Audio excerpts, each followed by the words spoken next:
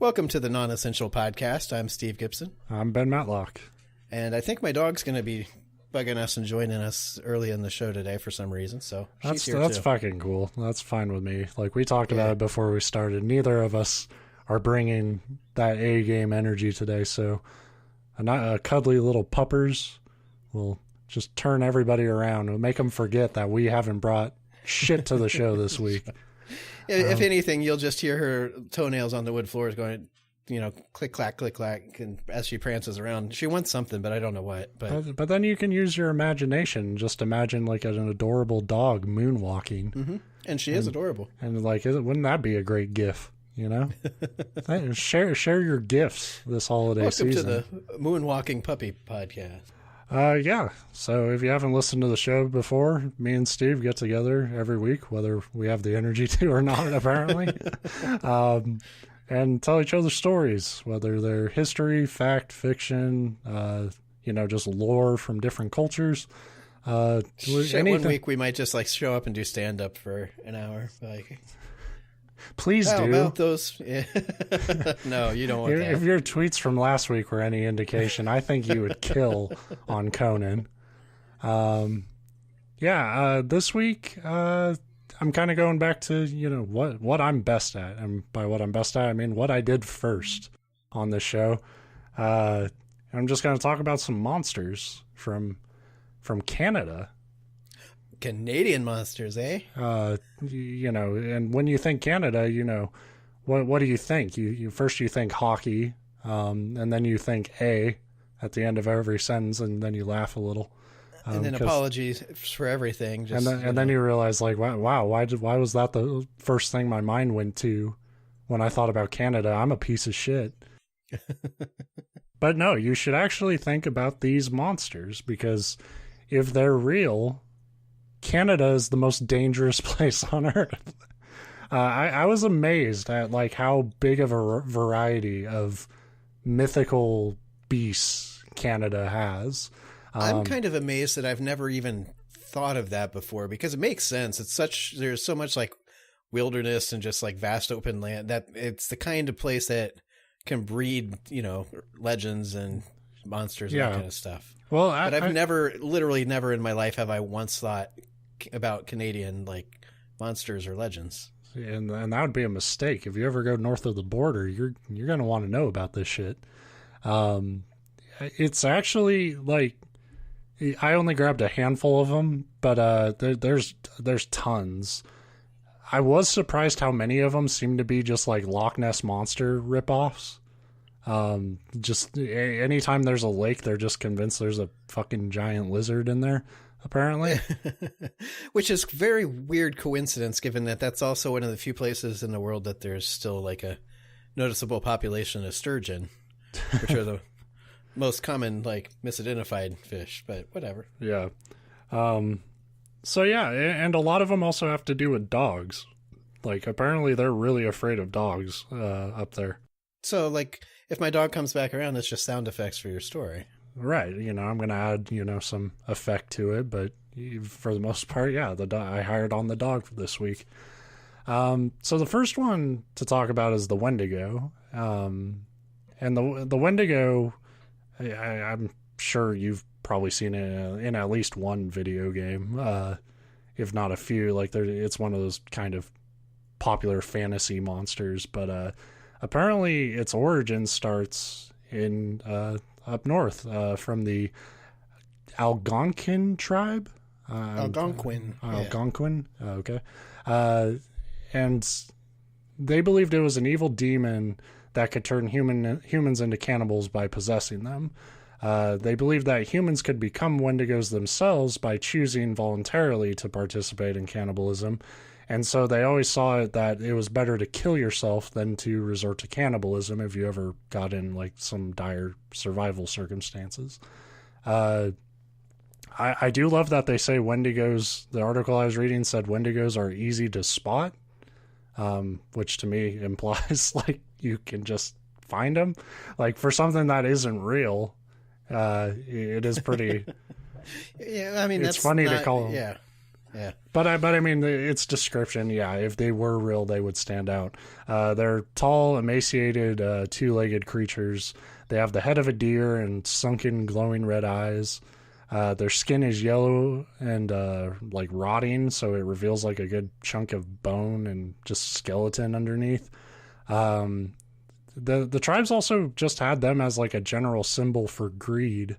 But the legend wasn't just symbolic for them. A Jack Fiddler, and this is a fucking name, so I'm gonna butcher this.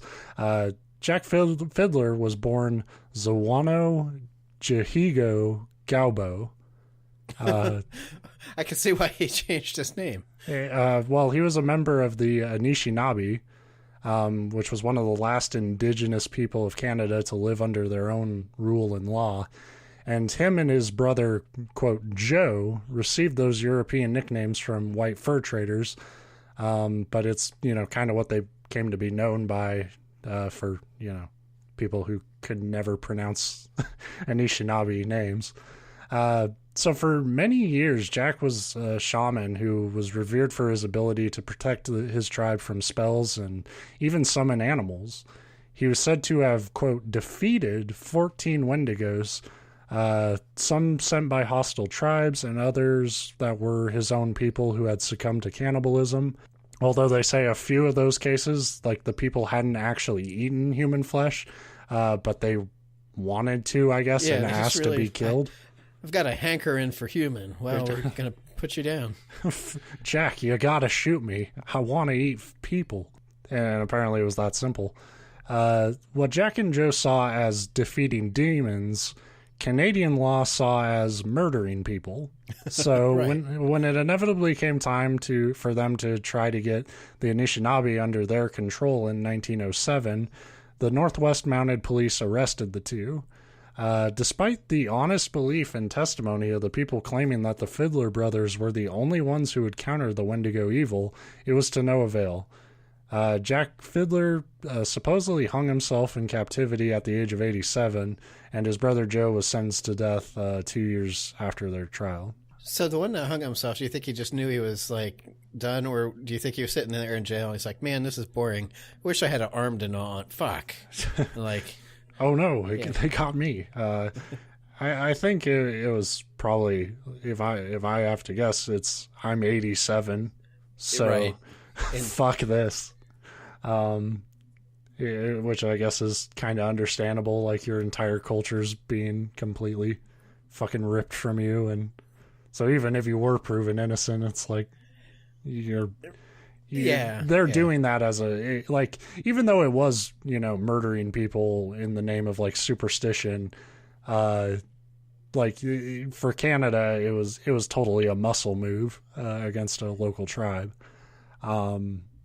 But yeah, so that was just a little side story about the Wendigo. There's really not much to them. If you don't want to attract these monsters, don't eat people.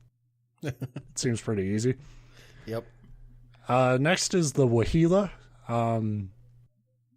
So this is the start of like the whole dog thing. Wahilas are gigantic wolves with wider heads, spread out toes, and long white fur. They're supposedly 4 feet tall to their shoulder and are said to hang around the remote Nahanni Valley, an area that hosts a 200-mile gorge which has been given the nickname the Valley of the Headless Men. So I didn't pull up every like dog monster because they're all kind of the same. It's the same idea. It's just dogs and wolves who are bigger.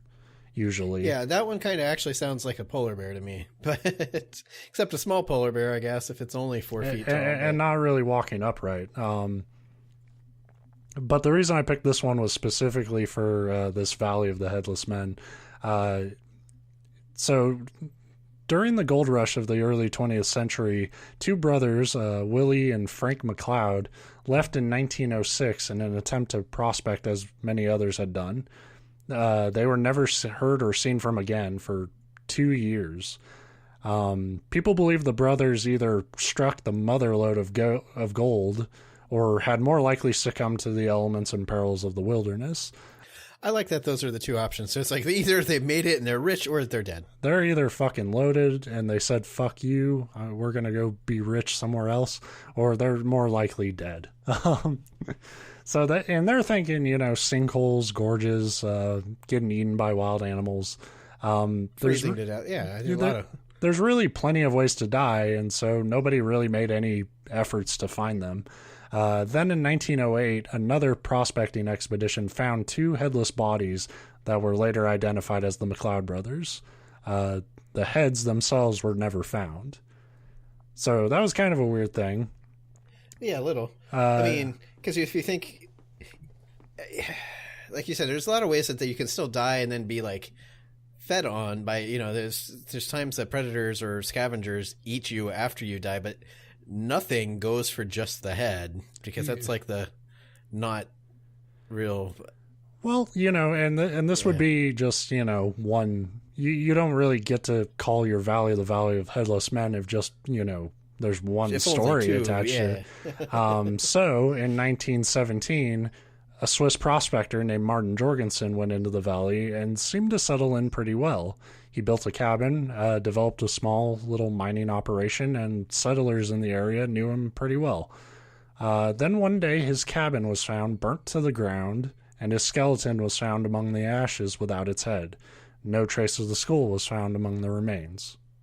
A few decades more, 1945, a miner from Ontario was found dead in his sleeping bag, again, head missing. That's the interesting part, too, is the amount of time between them.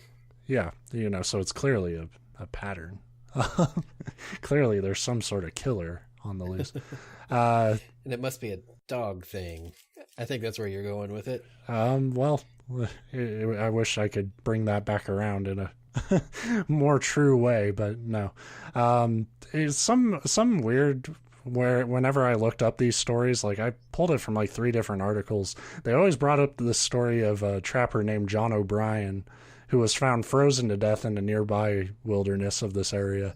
And his hand was clasping a pack of matches next to a campfire pit they said showed clear evidence of a fire going.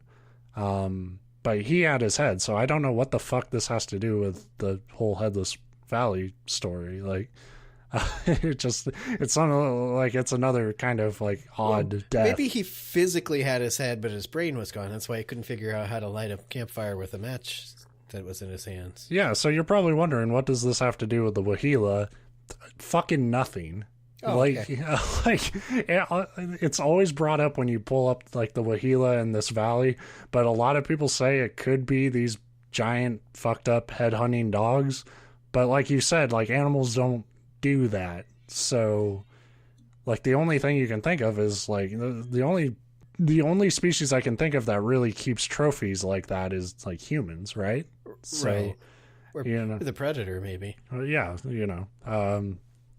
so I don't know. It's one of those mysterious places that if there were a few more stories, I probably could have just done a whole episode on that. But it seems like that's about it. It's just like a few weird headless deaths, and then like that guy froze to death, and then that, yeah. So interesting place, but maybe not enough to do its own show on. Next, dogmen, which is naturally terrifying. Especially when you think how they came to be. But so stories of dogmen, canine beasts who walk on 2 legs and are supposed to measure between 6 and 9 feet tall, have existed for centuries, but encounters are still reported quite often to this day. One story from Linda Godfrey, an author of many books about dogmen, which is a fucking great niche if you're a writer. I'm sure that's exactly what you want to be doing all the time. Yep. Tells the account from a fisherman on July 7th, 2015. He says he drove to his cabin when his headlights shined on what he thought was a man on the gravel road. When he turned on his extra lights at the top of his truck, he saw what definitely was not a man. He says it was a creature about 7 feet tall, which, to go off track a little bit, I don't know how people do that. Where they like just from a distance can say like, yeah, he's about 7 feet. Like that's one of the problems with these stories is they all swear, but I have met people that are really freaking good at that, but most of them are like me, where you're like, well, they were somewhere between 3 foot and 20 feet tall. I don't know. That's the thing. Are you taller than me or shorter than me? And that's all I can really go off of. And then once you get to a distance, it's like, I really don't. Yeah. Right. It was. So he says the creature was about 7 feet tall, black with grayish silver parts. Those are his words. He just says parts. Hunched over with a dead rabbit in its hands. He says, its feet seemed to be bent backwards. It turned its head and shoulders and looked right at me. I could see its yellow eyes shine. The beast growled and the fisherman floored it, driving straight toward the creature which had suddenly vanished. He wasn't sure if the beast had leapt out of the way or what had happened, but he was convinced that something was prowling his cabin later that night. Yeah, because he just tried to fucking run it over. Right, and then that story, I guess it just left, and that's the story. Can't figure out how to get in there, whatever. And I imagine that is most dogmen stories, end with, and then it left.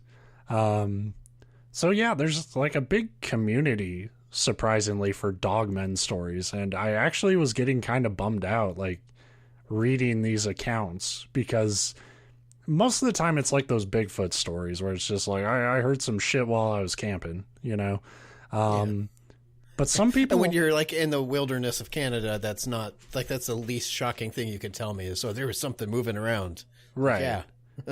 There's tons of shit moving. You are actually really low on the food chain when you do that.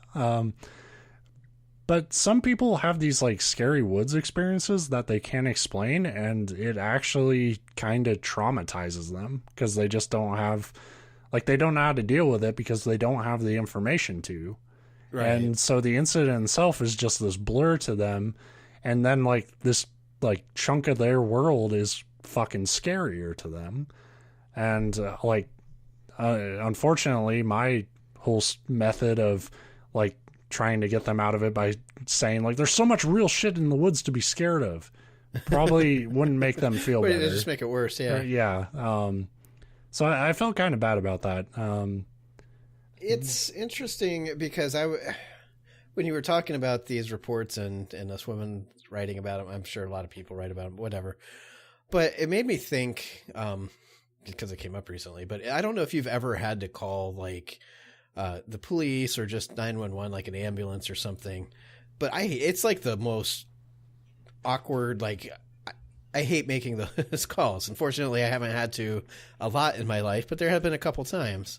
Yeah. I can't imagine having to do it and then be like, I saw a dog man, get the cops out here.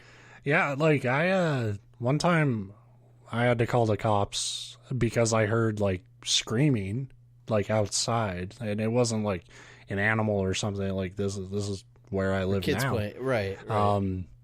And I just like I heard a woman and a kid screaming, and I couldn't pinpoint where it was coming from, but it was some nearby house. And it was just one of those things where it's like, if I don't call them and something is going on, I'm going to feel fucking terrible. Right. But I feel so stupid saying, like, could you just, like, send a patrol car to, like, drive around and see if anything's going on outside? Right. Like, it's awkward. And it's like... Yeah, and you feel dumb, but it's like, at the same time, like, some fucking shit might be going down. And that's my point. It's like, it's 100% valid, good reason. It's exactly what, like, police and 911 and those places are there for, and you still feel stupid. So if it was like I saw Bigfoot or I saw a dog man, like, yeah, and it's that thing where it's like mine was a little more plausible, but it's when you're in that moment and you're scared of something, like it doesn't matter how plausible it is or whatever, like you still feel it. And in my mind, I'm like, this is probably just somebody watching like a movie with their window open, and it's really loud. Like it could have been that for all I know, but you're convinced that something could fucking be going down. Right. Anyway, the next monster is Old Yellow Top, who is just a blonde Bigfoot. End of story. I like it. The next monster, I'm not kidding. There's nothing interesting about Old Yellow Top, except he's a blonde Bigfoot. Well, but does he have more fun than regular Bigfoots? Like, that's such a fucking old guy joke. The Adlet, not so much it is kind of a monster, but I mostly included this because one, it is another dog monster, but also it's a really funny, it's a really funny myth. So these are human people with dog legs. They run real fast and are said to be the product of a union between a woman and a giant dog. When the woman birthed 10 of these fucking horrifying pups, she let 5 run across the ice, and as legend has it, they went on to become the original Europeans. And I love that. That is one of the and that's funniest not insulting to like Europeans at all. Like, that was one of the funniest fucking things I ever read, and like that's what. This was one of those show topics. Like, I don't know how well it'll turn out as a full episode, but once I read that, I was like, I gotta bring that up on the show somehow. Yeah. The 5 that stayed behind became abominations and spent their time in fighting and wandering the tundra looking for Inuit villages to attack and feast on. Other cultures have correlating stories about human dog creatures, so I guess that means that's totally how Europeans were made. Like, that is one of the fucking funniest origin stories of like a culture ever. And I like how the science backs it up too. Right. Just because other people have human dog stories, and like, yeah, and they spoke it with the English accents, and really liked tea, but damn, they were fast. And the last one I got here is the loup-garou, which directly translated, it's French, obviously, it means werewolf. But in French Canada, it denotes a very specific kind of werewolf that I did not get to talk about in episode 5, and it's really a shame that I missed this because, like, apparently all this time we were in danger of becoming one, because it's a very, very easy to become a loup-garou, because a loup-garou is an unfortunate soul who failed to complete his, quote, religious duties in time for Easter 7 years in a row. Uh-oh. So, well, yeah, we're all in big fucking trouble. But does it, like, cancel? Do you keep going back and forth? Like, if you go 7 more years in a row, you revert back? Well, you know, everybody just puts it off until that 7th year. And then, you could also become one either by just making a pact with the devil, which seems like, you know, the straightforward method to becoming a werewolf, or planting potatoes on a Sunday. Oh, fuck. Yeah. So look out, guys. Don't do that shit. It's so Only dangerous. potatoes? Like, can you plant anything else? Just not potatoes. It specifically says potatoes. Everything else, you're good. What the fuck is God's problem with spuds? Like, why is that the no-go? Like, potatoes are great. And I like that the specific punishment for it is like, oh, I said thou shall not plant potatoes on Sunday. Werewolf, bitch. Zap. So, yeah, despite the name werewolf, you can be stuck in the form of pretty much any animal. I guess it's random. But the werewolf rules still apply. So they can only take the form at night, and when they do, they go around trying to eat people. Which has got to suck if you're a shitty animal. Yeah, I was going to say, if you turn into like a sparrow, somebody wakes up just like, fuck, why is this bird pecking me? And you're like, die. Arr. Yeah, you're just like a fucking house cat. And like, you know, what are you actually going to do? If you're attacked by one, it's recommended that you throw rocks at it or stab it with a knife, which I think would work for any attack, really. Yeah. But they seem like 2 different levels of response. Like, yeah, throw these things at you that'll kind of hurt and scare you away, or stab you. Or stab it. Well, the idea is apparently with this one, if you can draw blood, you'll break the curse and the monster will return to its human form. So you don't even have to kill it. You just like cut it up a little bit. Couldn't, like, it seems like such an easy solution that if you turned into one, you could just, like, give yourself a paper cut and be like, okay, I'm done. Well, I think the idea is it has to happen in your animal form, but just have a fucking friend ready to, like, fucking hit you with a bat. Frying pan. You know, I have friends I guarantee would happily... They'd be fighting each other for the chance, yeah. Yeah. They would I would definitely not be a werewolf anymore, but I don't know if I'd be alive after I gave them the go-ahead. But apparently once you've done that, you're not allowed to talk about it, or you and the former monster both run the risk of becoming these monsters. So, like, I guess it's all just a lesson about letting shit go. Now that seems awkward too. The guy you save your friend's life by just like poking him with a fork, and the next day he wakes up and is like, why do I have these fork marks on me? And you're like, what funny story. No, oh, I think he remembers, but you don't. I always imagine it like, hey, you fucking shut up. You always bring that up. Stop it. Sorry, fucking became a werewolf. I make one little pact with the devil and plant some potatoes on a Sunday, and now I'm an asshole for life. Thanks. You still ate the potato soup though, didn't you? Yeah, you still fucking came over for French fries and burgers, asshole. So yeah, those are just some Canada monsters, and man, monster culture is very fun to me. Like. It's interesting. It's interesting seeing like the overlaps, and I know a lot of people that like really believe in this stuff use that as evidence. They're like, well, if it's not true, then why does every culture have a vampire story or this or that? And it's like, well, I think there's deeper reasonings there, but there's a lot of overlaps, and that's neat. But then they like diverge in a lot of really weird ways, and that's neat as well. Yeah, because there's always like these little specific things where it's like I said, the whole reason I wish I had gotten to the Canadian werewolf is like the criteria to become one is probably more absurd than anything I talked about in that episode. But like, yeah, it's really interesting how there are like always parallels to other cultures, but they're also like, there's just enough details to make them really distinct. And it's interesting to what, like, these are monsters that started since, like, the dawn of these civilizations and cultures. And you can see with, like, you know, arguably some of the dumber ones, but, like, there are still, like, people who believe in them today. Mm-hmm. And that's, you know, like, even though I don't believe in a lot of that shit, it's interesting to me to see the power, like, a myth can have on a people if it's around long enough.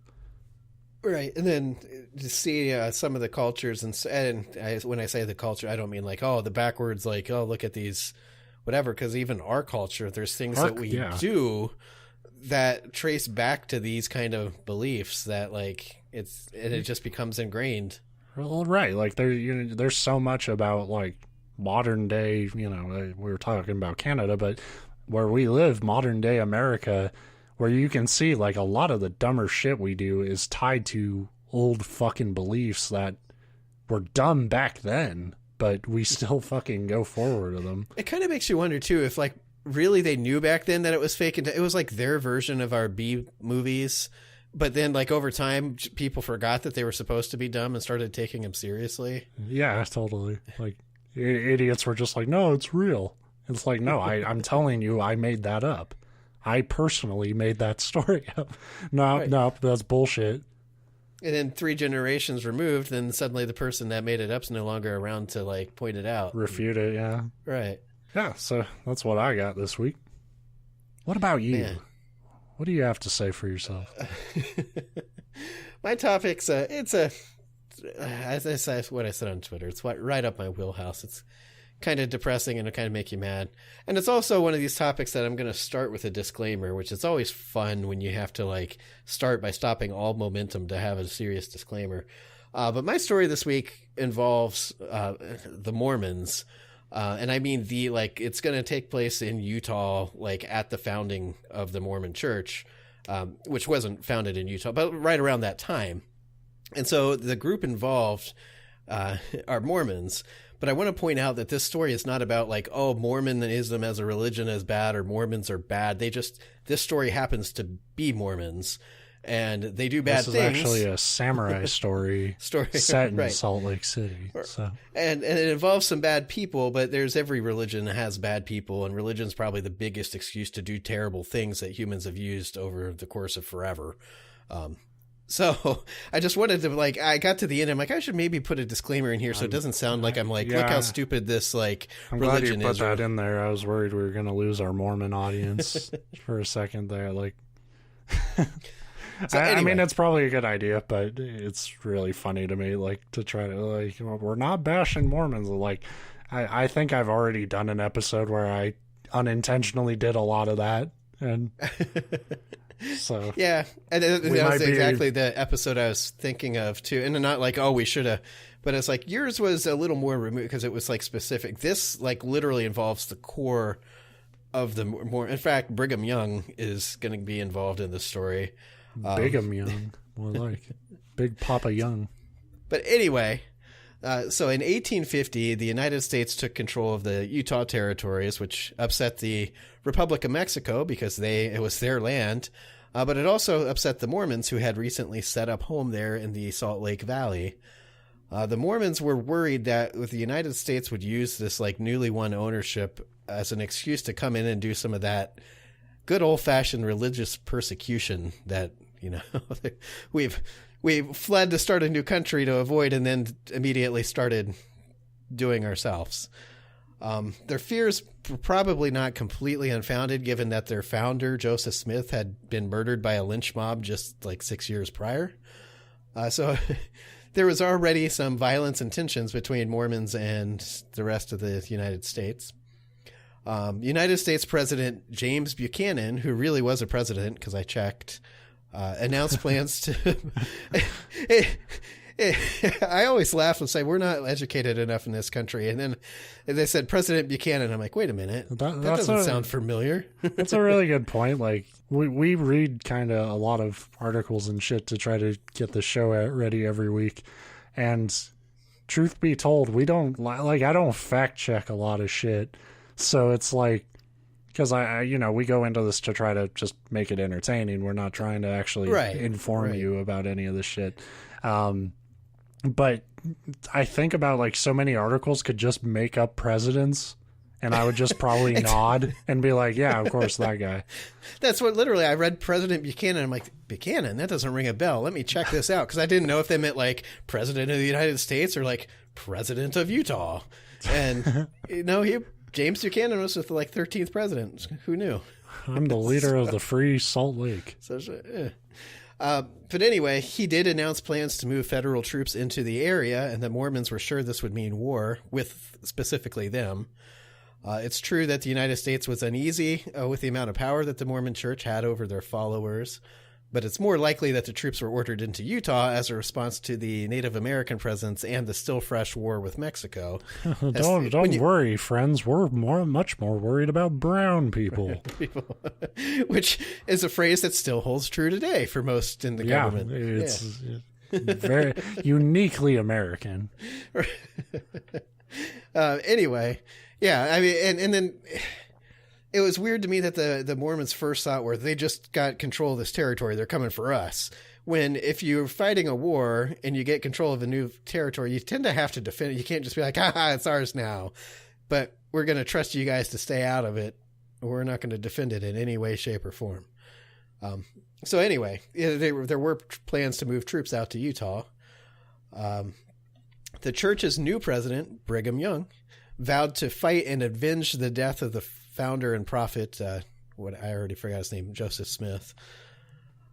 Yet, while the Mormons and the government seemed at the brink of war, the rest of the country was still doing their thing, which in the 1800s included a lot of westward migration.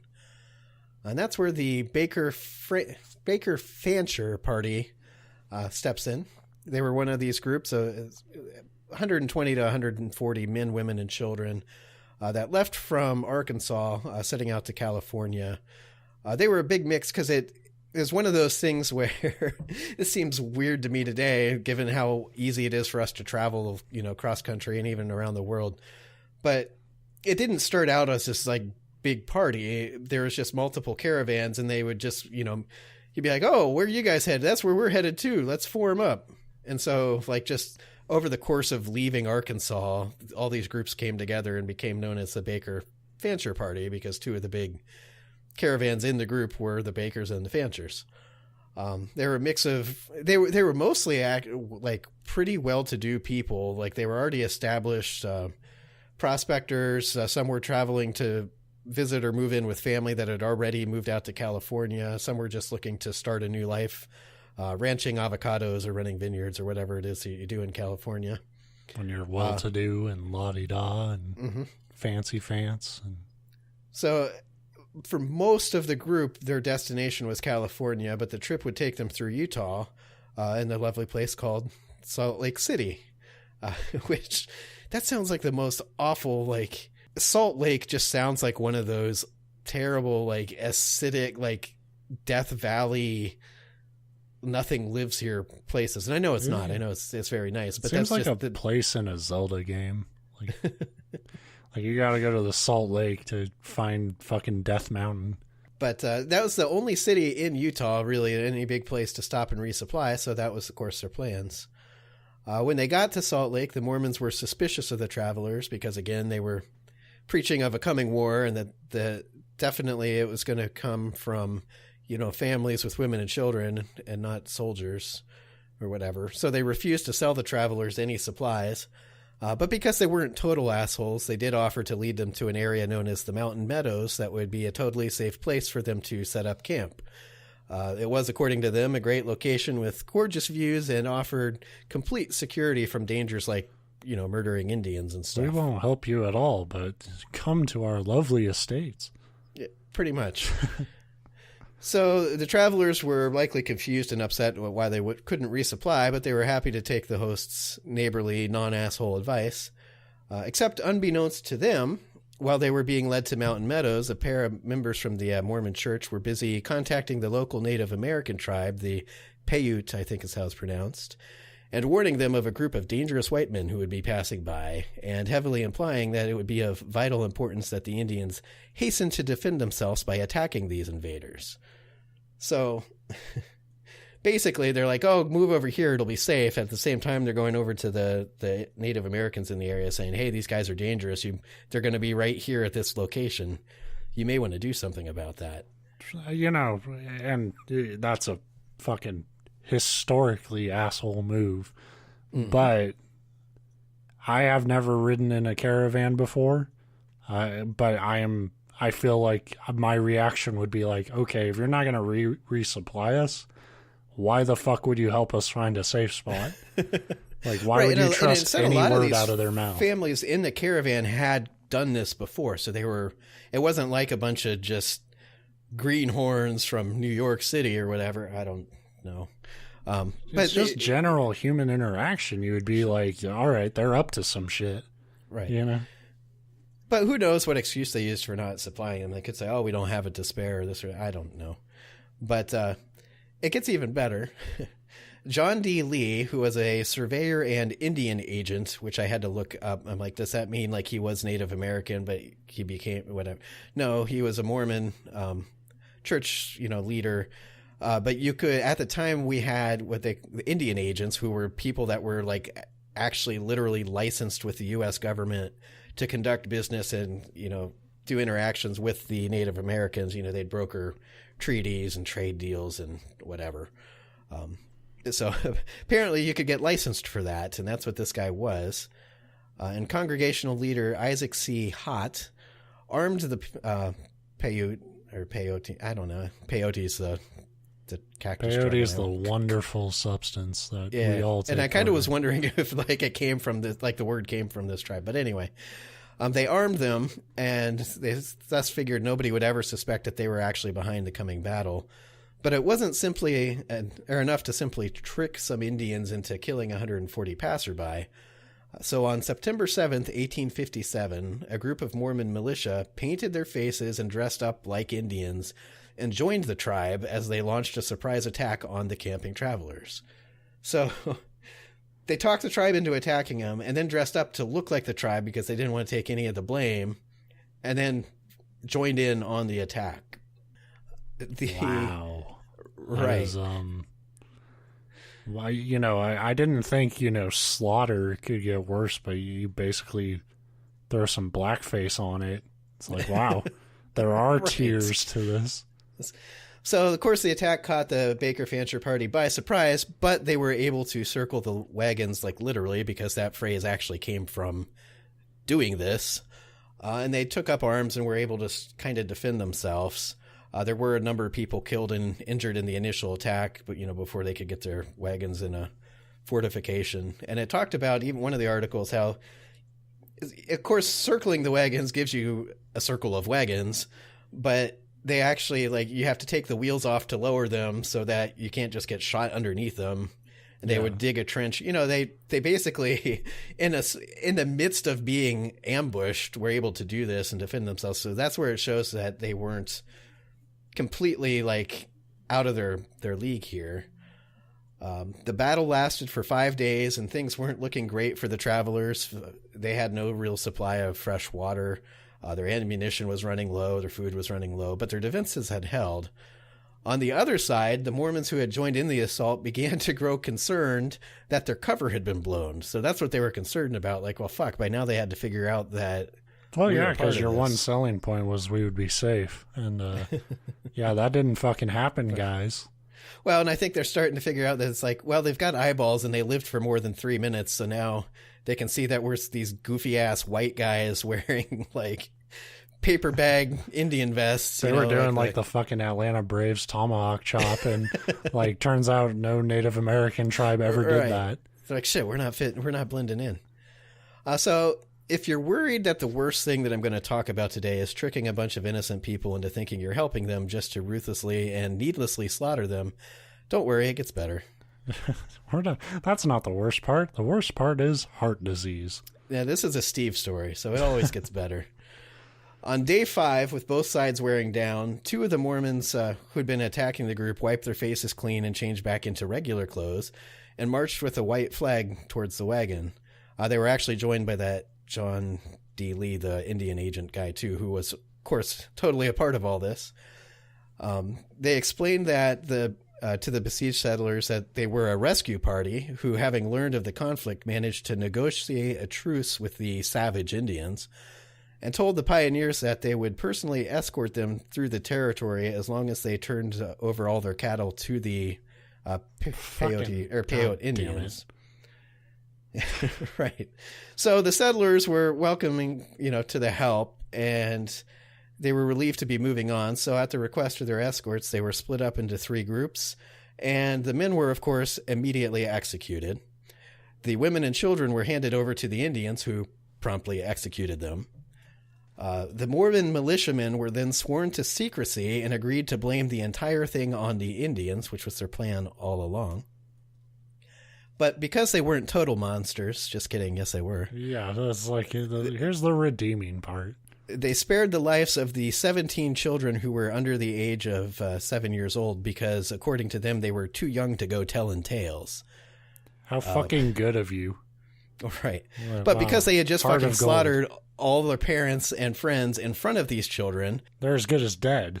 They marched them back into town and basically just divvied them up among the Mormon families who took them and all their stuff. As one witness later testified to, these kids were marched back in and given out while still wet with the blood of their parents, who were slaughtered a lot of times while trying to, shelter them. So, yeah, traumatizing. And there's here's your new families. We're nice people, we swear. Yeah, it's not a Mormon specific bash. But this is there are probably stories like this tied to a ton of religions. Oh, sure. That's kind of what my disclaimer, I left a lot of it out because I didn't really want to get into it. But, we've talked on the show, I identify as Christian, and Christians are probably more guilty than any other religion for doing this kind of shit. So it's just how fucking all the goddamn teachings just go out the window the right. moment an organization, not an individual religious person, but how the organization just, if they feel like their back's in a corner, Like, they turn into the most fucking violent, evil people. And that's the funny thing to me is I get that they were paranoid that the government would be coming for them, and they were getting ready because they were being preached to. That's why it's very important when you have an organized religion, what you preach matters. Because when you tell people a war is coming, you better be ready to fight. We're going to fight to the death. A war is coming. Then they fucking think war is everywhere and the war is coming. Right. But at the same time, like when you go through this story, and in fact, the very next thing I had here will speak to this, but it was like they first were like, let's just be mean to them. And they're like, no, fuck, they're dangerous. Let's just kill them. And then immediately we're like, well, fuck, this is a bad thing that we're doing. So let's make sure we get it pinned on the Indians. Yeah, it's like, because if you really believed in your murder slaughter of these people, you wouldn't be worried about blaming somebody else. Yeah, so it's a bad thing, like even in the eyes of your own faith. So it's like, it's really crazy to me that they, like, so much of like religion is like this, like, be a good person and stuff, but it always like cuts off at like, unless you're scared. Right. You know, then you don't, then these teachings don't matter, and do what you got to do. It's maddening. And that's something that, again, very much applies today to a lot of things. To make it even better, apparently on the same day that the massacre was launched, you know, it was a 5-day attack, but on the day that it was initiated, the president of the Mormons, who wasn't there and wasn't a part of this, Brigham Young, received a message from these people asking what they should do about these travelers, and he dispatched a letter back saying to let them pass through. But, you know, by the time the letter got back to them, they had already started slaughtering everybody. Thanks for asking my opinion, assholes. Like, if you're going to just do what you want to do anyway. So, a year after all this went down, the troops that were, you know, said to be heading out to Utah actually arrived in Utah. Because, like I said, the president was actually dispatching troops there. And shockingly, no war ever broke out, because that is not why they were going to Utah. The president was not on some secret mission to squash Mormonism, but rather just was dispatching troops to a newly acquired territory. Eventually, the tensions, you know, they realized, okay, there's not going to be a war. However, the troops, when they arrived in Utah, immediately found in this valley bones of children spread everywhere. And of course the Mormons said, oh, the Indians did it. And the military didn't fucking buy it at all. No shit. So they immediately dispatched word to Congress and said, hey, that, you know, big party of people, the Baker, whatever people coming through that didn't show up. Here's what happened to him. The Mormons killed him. In response, Mormon President Brigham Young martyred John D. Lee by sentencing him to death by firing squad. And I don't get why that's martyred. That should just be executed, because I get that the word martyred has religious connotations to it. Nothing he did. He wrote down murdered, but like spilled ink on it. And oh shit.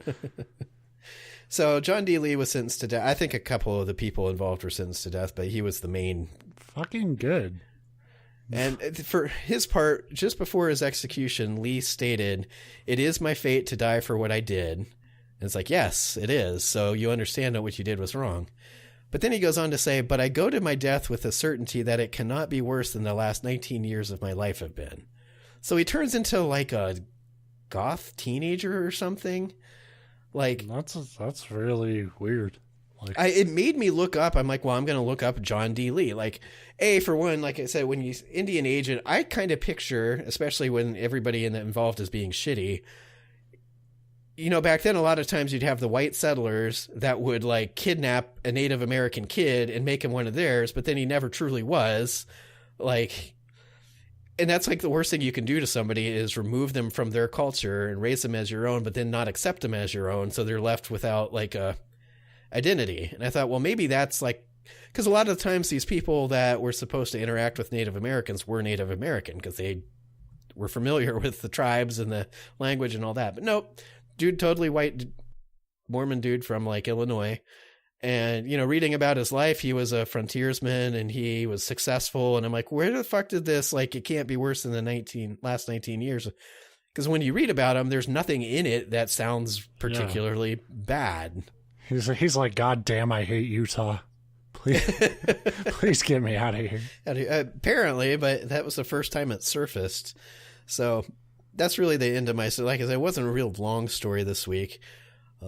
It's known as the Mountain Meadows Massacre because they got massacred in Mountain Meadows. Oh. But I think the part that made the story interesting to me, other than that I seem to naturally be drawn for show topics to these horrible like things done by horrible people. And historically it didn't work out. And now we're all here. But I liked the extra layer of shittiness.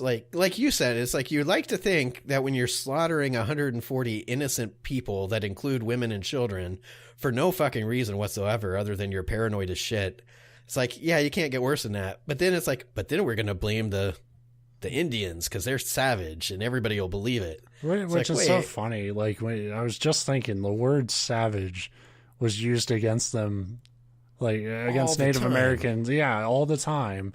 And like everything you would now in modern day use that word for was all done by white people. Right. It's freaking amazing. Even a lot of the acts that you read about done by Native Americans were retaliatory acts. And it goes both ways. Humans are humans. So there were bad, bloodthirsty Native Americans, just like there are white, but we were really the bad guys in that. Yeah. Like, what did we do that was so much? How did we conduct ourselves that was better than them? Like we wore pants. Like, you know, that is that the standard? Because it seems pretty weak. And that literally at the very beginning, that was a lot of it. They'd show up and these like the Native Americans would be like skimpily dressed in what you would wear to survive in hot ass locations like Utah. Yeah, and it's like, oh, look at these naked savages. They're not wearing 14 layers of thick wool clothing like we are. And by Jove, his balls are out on this sunny day. But I have no problems sleeping with his women. Well, I mean, come on, we're not savages here. So anyway, like I said, I wanted to point out the President Brigham Young, he had told them to not do this. It just got there too late. And it wasn't like an entire, like the whole Mormon religion's based on murdering travelers. It was just one collection of paranoid bastards. Right. Yeah. And it's just so fucking weird to me how they even ever thought they were, it's like, oh, hi, neighbor, we're passing through to California. They're like, fuck no, you're not. And like I said, I love that, like, hey, what should we do here? And then, like, you get the response, like, we actually, we kind of already called our shot, you know? So that's the interesting thing to me, too. If you're dispatching a question to the president about what to do, it really shows that this guy, again, he was one of the big, there was a couple involved, but this John D. Lee that got executed by firing squad, he seemed to be the one really pushing this. And it just shows that it's like that you don't write a letter asking what to do and then be like, fuck, we got to do this right now. We're not waiting for the response when the response is 2 days away. It wasn't like, oh, you know, Brigham Young was on vacation that week and he didn't get back to him for a month.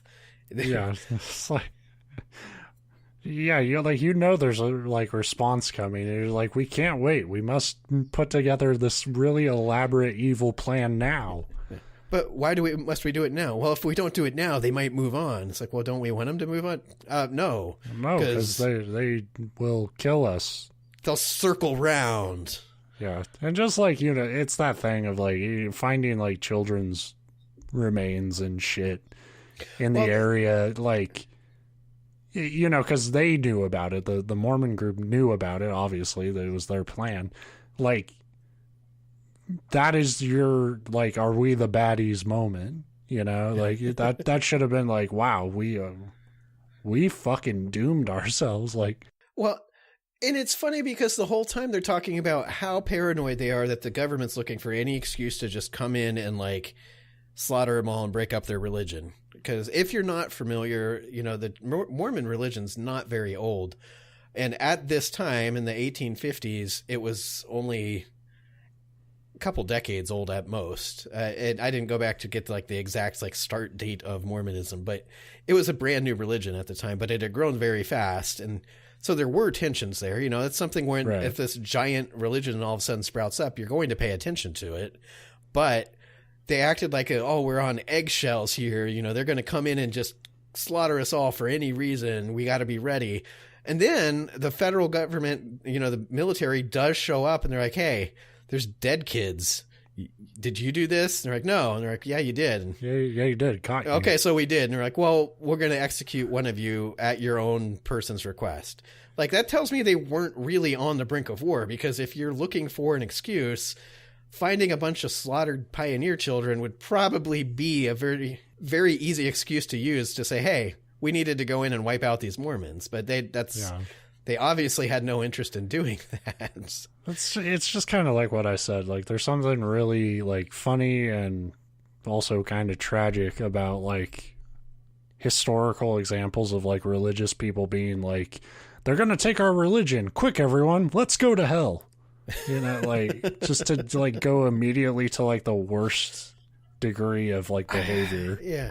And I'll admit, I'm not super up on the Mormon religion, like as far as what it entails, but I'm fairly sure it entails not murdering. In fact, I think that's, you know, I think that's pretty important in a religion to survive. Is like, you know, you kind of have to at least adhere to that one law in the society you're in. But what do like you said, I don't know anything about Mormonism like concretely. No, I one of my very good friends in high school was Mormon. His family was Mormon, and all I really learned from that was how, like, really respected him and his religion, as far as like to in their belief, you know, Sunday is a very important religious day. You're not supposed to do anything on Sunday other than that's, Good God, let me fucking related. Plant potatoes on Sunday. What is with everyone? He would not be a werewolf or a loop, yeah, whatever. Loop Guru. Fucking goody. Literally, we'd go out, we'd be playing paintball or something, and he would make sure that he was home by midnight. And then when we graduated high school, part of their deal is that it's almost like the countries that do the like mandatory military service. He went on a 2-year mission because that's part of their religion is, you know, while we're all going to college and getting drunk and being stupid, he's going overseas to do missionary work. So I respected that. And then he went back. All right. Fucking getting drunk and partying is a mission. Okay. I think it sounded to me like he might have got some of that when he got back. Although they're very strict on what, like, you never drank caffeine and that kind of stuff. So I'm currently on a 10-year mission right now. My point is, the little exposure I had was always that they were very like serious about their religion, which I can respect, even if it's not my religion. If you're going to be religious, you know, at least they're being, you know, they're adhering to their rules. This group out in Utah in my story was not adhering to any religion. They were slaughtering travelers, which it also, the interesting thing to me, and I'll wrap it up, but from what I read about this group, this was the group of travelers that they massacred, but there weren't other stories. Like a lot of times you'd find other, like, oh, you know, then this party passed through and mysteriously disappeared. So it's like the first people to come along, once they decided they were in danger, they're like, oh, we better murder the fuck out of these people. And then they did it. And then they're like, oh, that was awful. What? We probably shouldn't have done that. And so they quit doing it. We should have stopped after the first two bodies. Why do we keep going into the hundreds? Well, and like I said, that the way it reads is that immediately once it started, they were like, well, we probably shouldn't have done this, but now we can't get caught for having done this. We're fucking pot committed now. Right. But we're not completely evil, so the young ones that were old enough to see everybody get slaughtered, we're not going to kill them. We're just going to kidnap them and take their stuff. I wish I could be just like some side fucking character in this play and just chime in like, nah, you're completely evil. And then I would like get back to like plucking a guitar or something. And I have to admit, it did make me wonder about these kids. Like later in life, did they know about all this, or did they end up growing up and like their children's children were like, oh, Grandpappy Jim is so nice. It's like, yeah, he slaughtered your great grandfather though. Well, Steve, like, to think there was a point where I was like, I wasn't even sure if I wanted to drink tonight. Now I don't want to live tomorrow. So great story, man. Again, yeah. It's monsters all around. Yeah. I can't believe you outdid my monsters with human again. It seems to be a theme where like, I bring the scariest monsters I can find, and then you're like, well, here's some shitty people. Well, yeah, isn't that the classic literary thing? The scariest monsters of all are humans. Afraid so. It's the only thing I'm sure of after 26 episodes of this show. Come back next week for 27, where I'm sure we'll find a light at the end of the fucking humanity tunnel that time. Yeah, or not. I don't know. So, yeah, see you later.